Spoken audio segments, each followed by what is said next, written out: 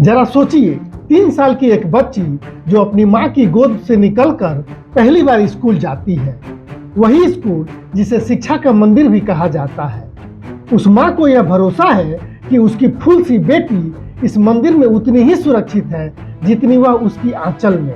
लेकिन उसका यह भरोसा टूट जाता है, क्योंकि उस मंदिर के भगवानों और देवियों की लापरवाही की वजह से मंदिर की देखभाल करने वाला व्यक्ति ही उस फूल सी बच्ची की मासूमियत को दरिंदगी से तार तार कर देता है, यानी रेप कर देता है। हैरान करने वाली बात तो यह है कि कोर्ट उस आरोपी को चंद दिनों में ही जमानत दे देता है और स्कूल और पुलिस प्रशासन लिपापोती करने में लग जाता है। यानी जिन्हें ऐसे मामलों पर कठोर कार्रवाई कर एक मिसाल कायम करनी थी, वे जख्म के निशान छुपाने में लग गए।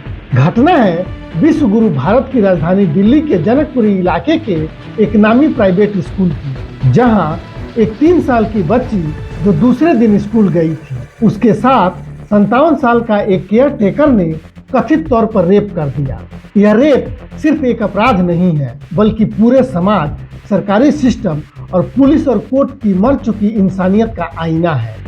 सवाल सिर्फ उस 57 वर्षीय आरोपी पर नहीं है, सवाल उस व्यवस्था पर है जिसने मासूमियत की सुरक्षा को खोखले दावों के हवाले कर दिया है।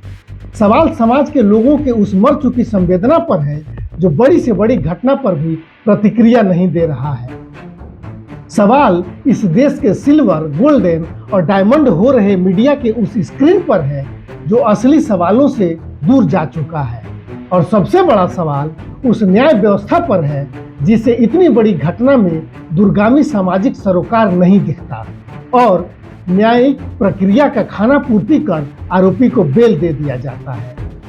जिस स्कूल में माता पिता अपने बच्चे को भविष्य सौंपने जाते हैं, अगर वही जगह भय और दरिंदगी का अड्डा बन जाए तो फिर माँ बाप अपने बच्चों को कहाँ पढ़ाएंगे? और फिर गारंटी के साथ सेफ स्कूल के दावे कौन और किस आधार पर कर सकेगा? आखिर केयर टेकर, गार्ड, प्यून, शिक्षक समेत अन्य पुरुष स्टाफ को बच्चों से स्कूल कैसे दूर रख सकेगा? इन सब से अलग स्कूल प्रशासन एक एक व्यक्ति की जिम्मेदारी भी कैसे लेगा? क्या रेप और यौन उत्पीड़न जैसे मामलों में थोड़ा सा भी रिस्क लेने की स्थिति में कोई भी माता पिता या व्यक्ति हो सकता है? बिल्कुल नहीं।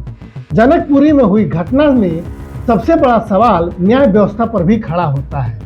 एक 3 साल की बच्ची से दुष्कर्म जैसे गंभीर आरोप में गिरफ्तार आरोपी को इतनी जल्दी जमानत मिल जाना आम लोगों के भीतर भय और अविश्वास पैदा करता है।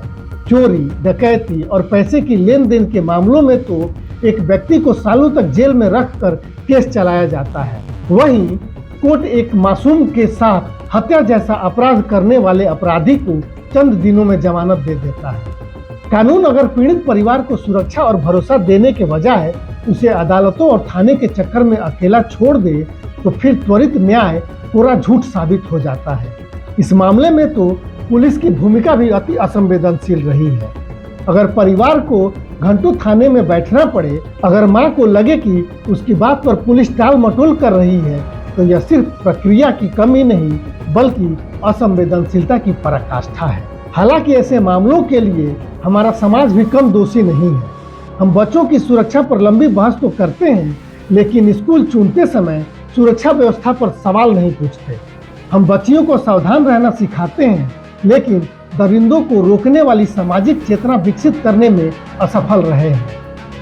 सबसे शर्मनाक बात तो यह है कि देश में बच्चियों के खिलाफ अपराधों पर कोई लंबी बहस नहीं हो रही। मीडिया में ऐसे मामलों पर चर्चाएं जैसे वर्जित हो गई हैं और व्यवस्था अपनी आत्मा नहीं बदलने की कसम खा चुकी है। और सबसे बड़ी बात, अगर 3 साल की बच्ची इस समाज में सुरक्षित नहीं है तो फिर यह सिर्फ कानून व्यवस्था का संकट नहीं बल्कि सभ्यता के पतन का संकेत है। नमस्कार, मैं हूं अमिताभ प्रसाद सिंह।